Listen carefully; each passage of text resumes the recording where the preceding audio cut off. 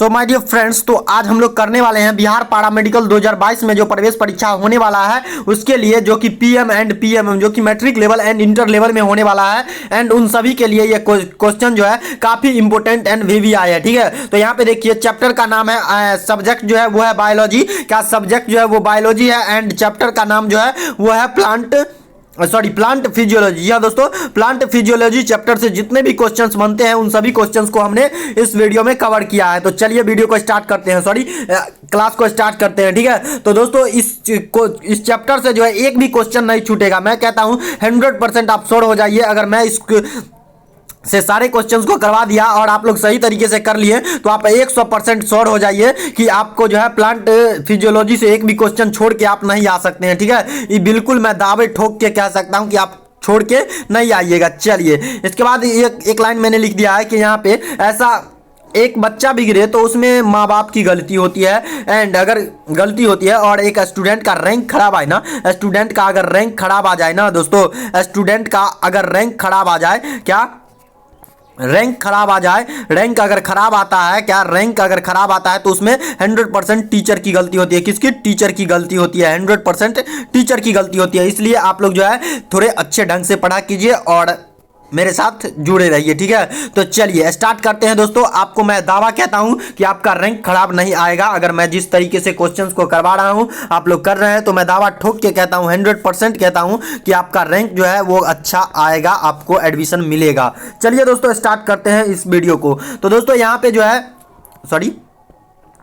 यहाँ पे सबसे फर्स्ट नंबर क्वेश्चन जो आ रहा है आपके स्क्रीन पे वो आ रहा है रिस्पायरेशन होता है। क्या रिस्पायरेशन होता है? सबसे फर्स्ट नंबर क्वेश्चन कह रहा है, क्या कह रहा है? सबसे फर्स्ट नंबर क्वेश्चन कह रहा है, सबसे फर्स्ट नंबर जो क्वेश्चन कह रहा है आपके स्क्रीन पे वो कह रहा है क्या? वो क्या कह रहा है कि रिस्पायरेशन होता है, श्वसन होता है। क्या? श्वसन होता है। क्या होता है? श्वसन। रिस्पायरेशन जो होता है वो किस में होता है? देखिए, प्रकाश में केवल उन कोशिकाओं में जो हरी नहीं होती है। क्या? जो हरी नहीं होती है। ये हो गया एक नंबर ऑप्शन। ठीक है, बी नंबर कह रहा है प्रकाश व अंधेरे दोनों में उन कोशिकाओं में जो हरी नहीं होती है। ठीक है, तो उसके बाद सी नंबर कह रहा है सभी जीवित कोशिकाओं में प्रकाश व अंधेरे दोनों में, सभी जीवित कोशिकाओं में केवल प्रकाश में। तो यहाँ पे देखिए रिस्पायरेशन जो होता है वो किस में होता है? ठीक है, वो किस में होता है दोस्तों? यहाँ पे ये पूछ रहा है। देखिए, रिस्पायरेशन जो होता है वो तो होता नहीं है प्रकाश में। प्रकाश में केवल उन कोशिकाओं में जो हरी होती है, इसमें तो होगा नहीं। ठीक है, उसके बाद बी नंबर कह रहा है प्रकाश व अंधेरे दोनों में, ई भी नहीं होगा, बी नंबर भी नहीं होगा। एंड उसके बाद कह रहा है सभी जीवित कोशिकाओं में। क्या? सभी जीवित कोशिकाओं में केवल प्रकाश में, ई भी गलती है। ठीक है, तो इसका 100% सही जवाब क्या है पता है आपको? ये सी नंबर जो है, सभी जीवित कोशिकाएं जो है, कोशिकाओं में प्रकाश व अंधेरे दोनों में जो है रिस्पायरेशन की क्रिया यानी श्वसन की क्रिया होती है। रिस्पायरेशन की क्रिया क्या? रिस्पायरेशन की क्रिया जो है वो होती है। ठीक है, आप लोग याद रखिएगा, सभी जीवित कोशिकाओं में प्रकाश व अंधेरे दोनों में जो है आप सांस ले पाते हैं। ठीक है, तो देखिए यहाँ पे देखिए आगे कह रहा है, अगला क्वेश्चन कह रहा है 2 नंबर। वो क्या कह रहा है? देखिए 2 नंबर कह रहा है, 2 नंबर जो कह रहा है दोस्तों वो कह रहा है आपके स्क्रीन पे है कोशिका में श्वसन का स्थल कहाँ है? कोशिका में यानी सेल में जो है, क्या श्वसन यानी रिस्पायरेशन, सेल में रिस्पायरेशन। क्या? रिस्पायरेशन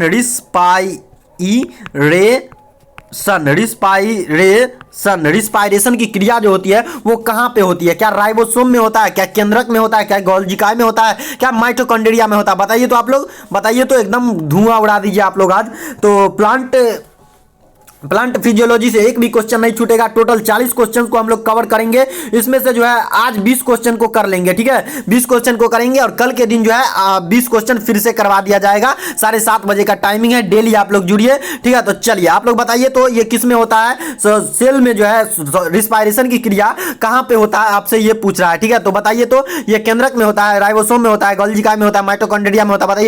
बताइए तो आप लोग। देखिए राइबोसोम में तो होता नहीं है, केंद्रक में भी नहीं होता है, गोल्जिकाय में भी नहीं होता, बस कौन रहा है, ये माइटोकॉन्ड्रिया में होता है। क्या माइटोकॉन्ड्रिया में जो है कोशिका में श्वसन का यानी कोशिका में जो सेल रिस्पायरेशन होता है वो जो है माइटोकॉन्ड्रिया में होता है। ठीक है, सेल श्वसन रिस्पायरेशन का स्थल जो है मार्ग जो है स्थल यानी कि कहां पे होता है, वहां पे जो है होता है माइटोकॉन्ड्रिया में होता है। ठीक है, आप लोग याद रखिएगा माइटोकॉन्ड्रिया भाई साहब को। ये आत्महत्या की थैली भी कहलाते हैं। क्या आत्महत्या की थैली भी कहलाते हैं ये माइटोकॉन्ड्रिया भाई साहब। तो चलिए अगला क्वेश्चन की तरफ बढ़ते हैं और अगला क्वेश्चन कह रहा है आपके स्क्रीन पे।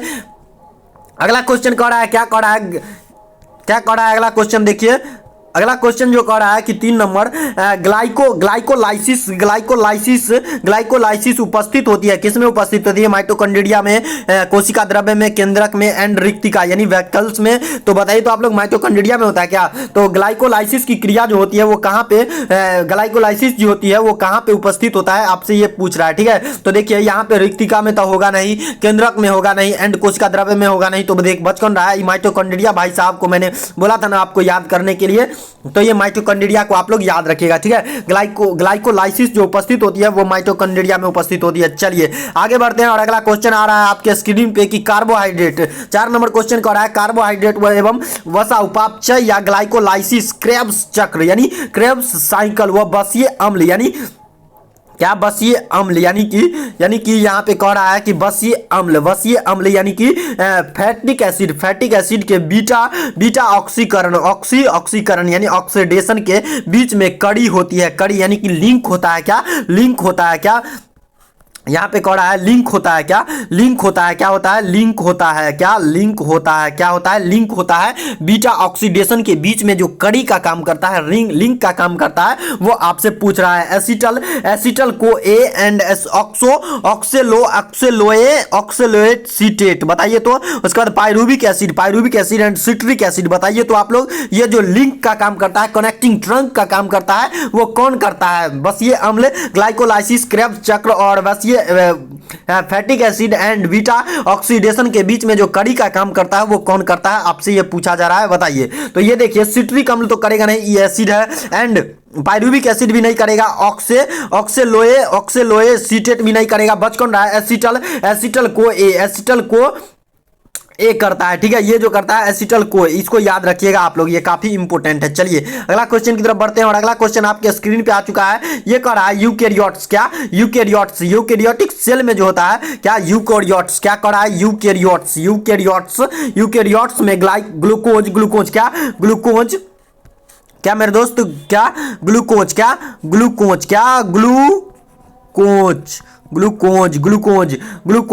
ग्लूकोज के अणु के पूर्ण ऑक्सीडेशन यानी ऑक्सीकरण द्वारा एटीपी एडिनोसाइन ट्राइफॉस्फेट का शुद्ध लाभ होता है। क्या शुद्ध लाभ होता है, बताइए तो ये कितना बनता है शुद्ध लाभ, जो लाभ के रूप में बनता है यूकैरियोट्स में। ग्लूकोज के एक अणु के पूर्ण ऑक्सीडेशन होने यानी ऑक्सीडेशन यानी कि ऑक्सीकरण, एक अणु के ग्लूकोज के एक ऑक्सीकरण, एक ग्लूकोज जो है ऑक्सीडेसिड होकर एक ग्लूकोज जो है ऑक्सीडेशन की क्रिया में भाग लेकर कितने एटीपी को रिलीज करता है। ठीक है, बताइए तो आप लोग। ये तो काफी इंपॉर्टेंट क्वेश्चन है और वीवीआई भी है और आपको याद भी होगा ये क्वेश्चन। तो ठीक है, इसके बाद जो आप लोग 12th में ये क्वेश्चन को बड़ा आसानी से पढ़े होंगे, ये जो है 36 एटीपी को रिलीज करता है। एक ग्लूकोज अणु ऑक्सीडेशन की क्रिया में भाग लेकर 36 एटीपी अणु को रिलीज करता है। चलिए ये तो आपको याद ही होगा। चलिए उसके बाद अगला क्वेश्चन आ रहा है। अगला क्वेश्चन कह रहा है कि अनऑक्सीशोषण यानी अनऑक्सीशोषण एरोबिक रिस्पायरेशन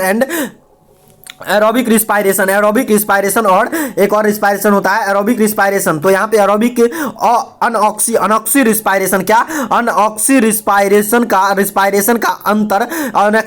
रिस्पायरेशन का अंतिम उत्पाद क्या होता है, अंतिम यानी कि अंतिम में जो प्रोडक्ट बनता है अनऑक्सीशोषण के बाद सबसे लास्ट का जो प्रोडक्ट होता है उसको जो है क्या बोला जाता है, ग्लूकोज बोला जाता है, पायरुविक एसिड बोला जाता है, इथाइल अल्कोहल तथा CO2 रिलीज होता है एंड इनमें से कोई नहीं रिलीज होता है। तो बताइए तो आप लोग, इनमें से कोई नहीं रिलीज होता है, बताइए तो आप लोग। ये तो होगा नहीं, इनमें से कोई रिलीज हो, इनमें से ये तीनों में से एगो रिलीज होता है। ठीक है, आपको याद ही होगा कि तीनों में से एगो ही रिलीज होगा। बताइए तो आप लोग ये कौन होगा? तो यहाँ पे देख सकते हैं कि अनऑक्सी यानी अनऑक्सी रिस्पायरेशन का अंतिम उत्पाद जो प्रोडक्ट बनता है वो बनता है मेरे दोस्तों ग्लूकोज तो बनता नहीं है, पायरुविक एसिड तो बनता नहीं है, इथाइल अल्कोहल एंड CO2 जो है रिलीज होता है। क्या? Ethyl alcohol and CO2 release होता है। आप लोग याद रखिएगा, क्या? Ethyl alcohol and CO2 release होता है। अनऑक्सी रिस्पायरेशन का अंतिम प्रोडक्ट जो होता है वो होता है इथाइल अल्कोहल एंड CO2 होता है। ठीक है, तो चलिए अगला क्वेश्चन की तरफ बढ़ते हैं और अगला क्वेश्चन का है, टोटल 20 क्वेश्चंस को करेंगे। आप लोग पेशेंस को बनाए रखिए। ठीक है, तो चलिए यहां पे कौन है? ऑक्सी शोषण, ऑक्सी रिस्पायरेशन तथा अनऑक्सी रिस्पायरेशन की सामान्य अवस्था है। सामान्य अवस्था है try carboxylic acid, try carboxylic अम्ल, कार्बोक्सिलिक एसिड चक्र, ऑक्सीडेटिव फॉस्फोरिलीकरण एंड ग्लाइकोलाइसिस, क्रेब्स चक्र, क्रेब्स साइकिल। बताइए तो आप लोग, बताइए तो इस चारों में से कौन राइट आंसर है? अनऑक्सी तथा ऑक्सी रिस्पायरेशन एंड अनऑक्सी रिस्पायरेशन की सामान्य अवस्था जो है वो क्या है? बताइए तो आप लोग, बताइए तो इसका राइट आंसर बताइए तो आप लोग। ये जो है दोस्तों इसका राइट आंसर क्या हो जाएगा? ये तो होगा नहीं कि ट्राई कार्बोक्सिलिक एसिड जो है चक्र जो है ये चलता नहीं है, एंड ऑक्सीडेटिव फॉस्फोरिलीकरण ये भी नहीं चलता है, एंड यहाँ पे होता क्या है कि क्रेब्स साइकिल भी नहीं चलता है। क्या? क्रेब्स साइकिल भी नहीं चलता है। बच कौन रहा है? ग्लाइकोलाइसिस की क्रिया जो है सामान्य अवस्था है। क्या? ऑक्सीशोषण। क्या? ऑक्सीशोषण। क्या मेरे दोस्त? ऑक्सीशोषण एंड अनऑक्सीशोषण की सामान्य अवस्था जो है वो क्या है? यहाँ पे वो क्या है दोस्तों? वो जो है वो है यहाँ पे वो जो है यहाँ पे ये है। ठीक है, ग्लाइकोलाइसिस की क्रिया जो है दोनों के बीच की अवस्था है, सामान्य अवस्था है। चलिए आप लोग याद रखिएगा। चलिए उसके बाद अगला क्वेश्चन कह रहा है, अगला क्वेश्चन कह रहा है आपके स्क्रीन पे कि यहाँ पे जब पायरुविक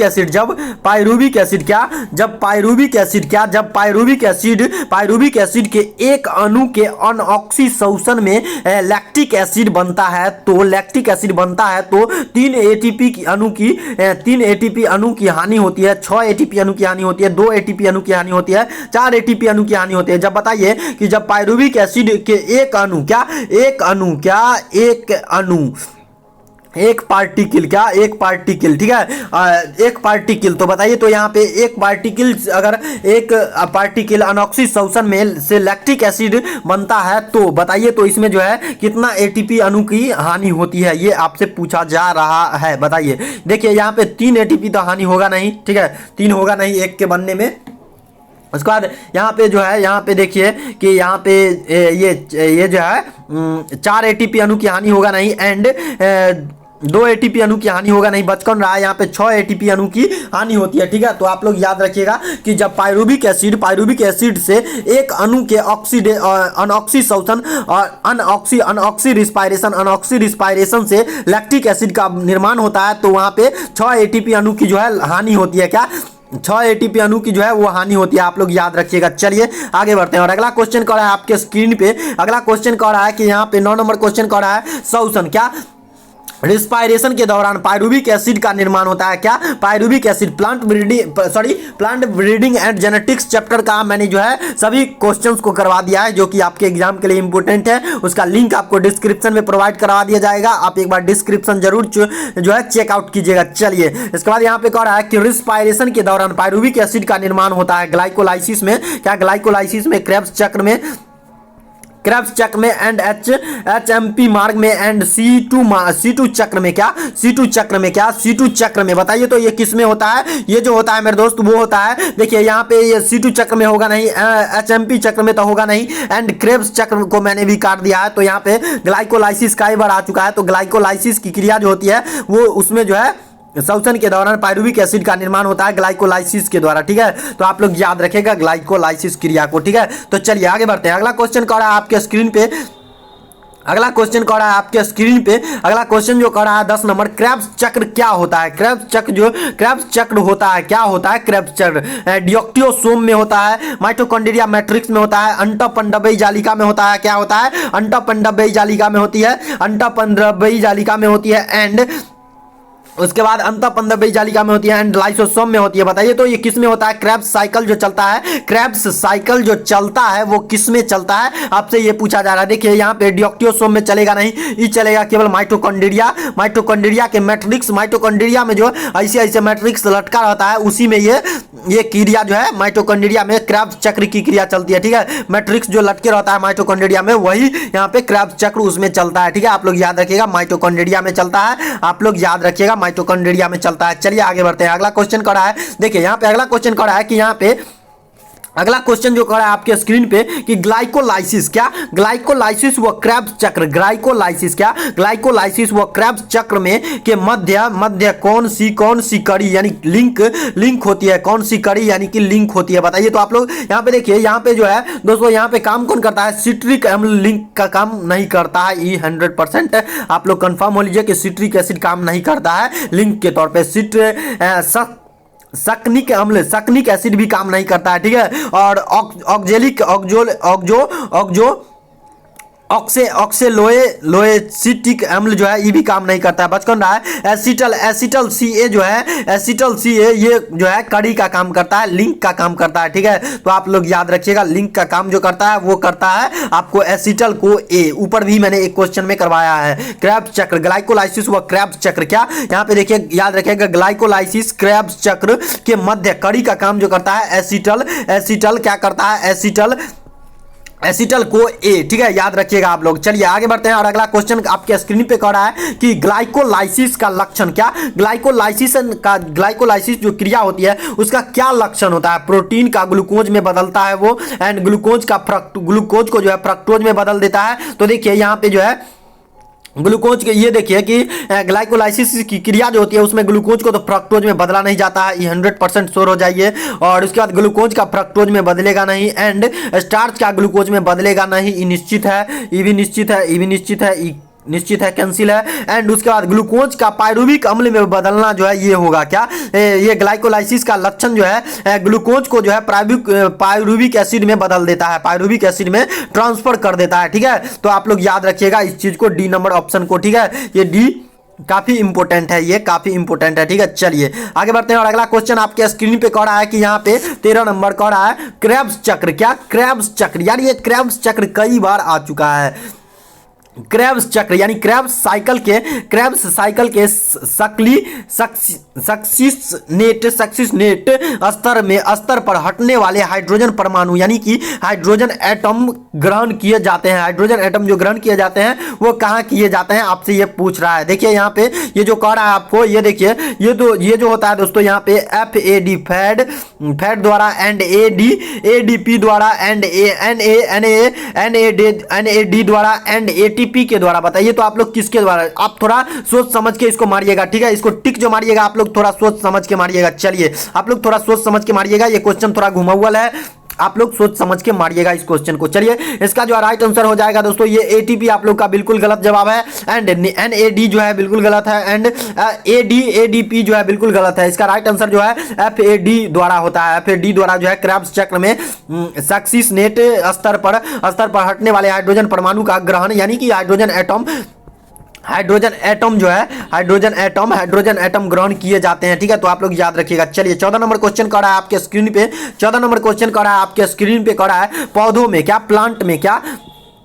प्लांट में जो है अनऑक्सिस रिस्पायरेशन यानी कि एरोबिक रिस्पायरेशन क्या, एरोबिक रिस्पायरेशन की क्रिया जो होती है, रिस्पायरेशन की क्रिया के अंतिम उत्पाद क्या है? आपसे ऊपर भी ये पूछा गया था कि अंतिम उत्पाद क्या है, आपसे ऊपर भी में भी पूछा गया था। ठीक है, तो आप लोग इसका बताइए तो प्लांट में जो एरोबिक रिस्पायरेशन होता है क्या, प्लांट में एरोबिक रिस्पायरेशन की क्रिया जो होती है कि अंतिम उत्पाद जो है क्या बनता है देखिए यहाँ पे वो जो बनता है दोस्तों, यहाँ पे देखिए कि CO2 तो रिलीज होता नहीं है अंतिम प्रोडक्ट के रूप में, एंड यहाँ पे जल तथा ऊर्जा तो रिलीज होता नहीं है, CO2 तथा H2O2 रिलीज होता नहीं है। यहाँ पे देखिए कि जब प्लांट में जो है ऑक्सीशोषण यानी कि प्लांट में एरोबिक रिस्पायरेशन की क्रिया जो होती है उसके अंतिम उत्पाद के रूप में जो है CO2 तथा जल तथा ऊर्जा जो है रिलीज होता है क्या, जल तथा ऊर्जा रिलीज होता है क्या, जल तथा ऊर्जा रिलीज होता है, एंड CO2 रिलीज होता है। ठीक है, जल तथा ऊर्जा तथा CO2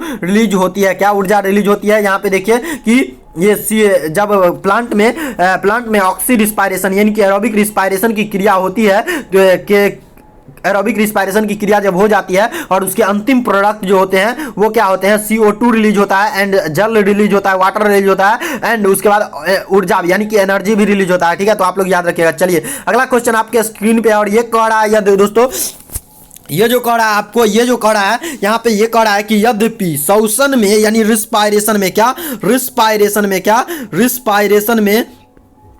रिस्पायरेशन में CO2 बाहर निकलती है। ठीक है, यहाँ पे तो CO2 निकलता है। फिर वायुमंडल में CO2 की मात्रा स्थिर रहती है, क्यों? हाँ दोस्तों, ये तो सवाल पूछने वाला है। जब रिस्पायरेशन की क्रिया प्लांट में होती है तो वहाँ पे CO2 बाहर निकलती है। ठीक है, फिर भी वायुमंडल यानी कि इन्वायरमेंट में जो है CO2 की मात्रा स्थिर क्यों है, बढ़ क्यों नहीं रहा है, न घट रहा है न बढ़ रहा है, थोड़ा मोड़ा घटता बढ़ता रहता है, लेकिन न ज़्यादा मतलब घट रहा है न बढ़ रहा है ज़्यादा, ऐसा क्यों हो रहा है? देखिए दोस्तों, यहाँ पे CO2 कार्बोनेट चट्टानों द्वारा बना होता है। CO2 एक बफर होती है एंड प्रकाश संश्लेषण में CO2 कार्बोहाइड्रेट में बदल जाती है एंड प्रकाश संश्लेषण के अंतर्गत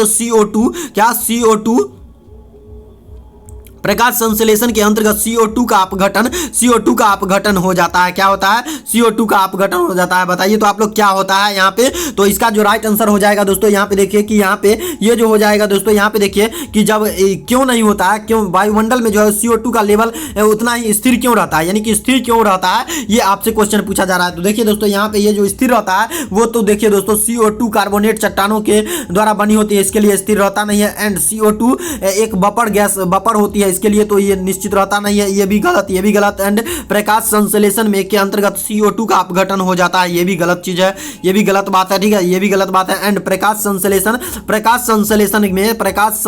में CO2 कार्बोहाइड्रेट में बदल जाता है। क्या? CO2 जो है कार्बोहाइड्रेट में बदल जाता है जब प्रकाश संश्लेषण की क्रिया होती है। इसी वजह से जो है वायुमंडल में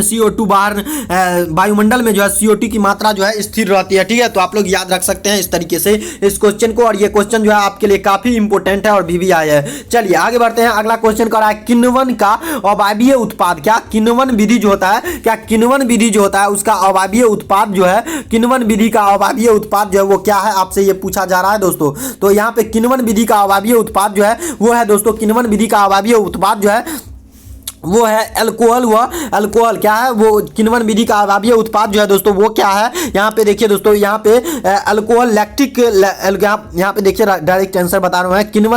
किण्वन का अवायवीय उत्पाद जो है अल्कोहल लैक्टिक एसिड एंड समान यौगिक है। क्या? समान यौगिक है। ठीक है, उत्पाद जो है आखिरी प्रोडक्ट जो है अवायवीय किण्वन विधि का अवायवीय उत्पाद जो है वो क्या है कि अल्कोहल लैक्टिक एसिड व समान यौगिक है। ठीक है, याद रखिएगा। चलिए अगला क्वेश्चन कर रहा है आप लोग के स्क्रीन पे कि यहाँ पे ऑक्सीकरणी फास्फोरिलीकरण होती है प्रकाश संश्लेषण में, श्वसन में एंड वाष्पोत्सर्जन में एंड प्रोटीन में। बताइए तो ये किस में होता है? ये जो होता है दोस्तों, ये होता है आपको ये जो होता है श्वसन में होता है, रिस्पायरेशन में होता है। क्या? रिस्पायरेशन में होता है। आप इस चीज को याद रखिएगा। चलिए अगला क्वेश्चन कर रहा है।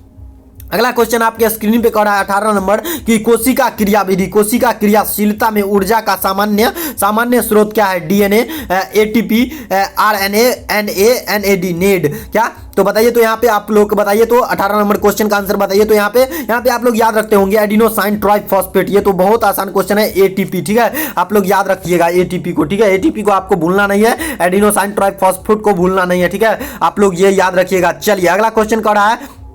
अगला क्वेश्चन जो आपके स्क्रीन पे कर रहा है वो दोस्तों आपको कुछ इस तरीके से कर रहा है कि EMP पथ के दौरान कुल ATP का उत्पाद होता है।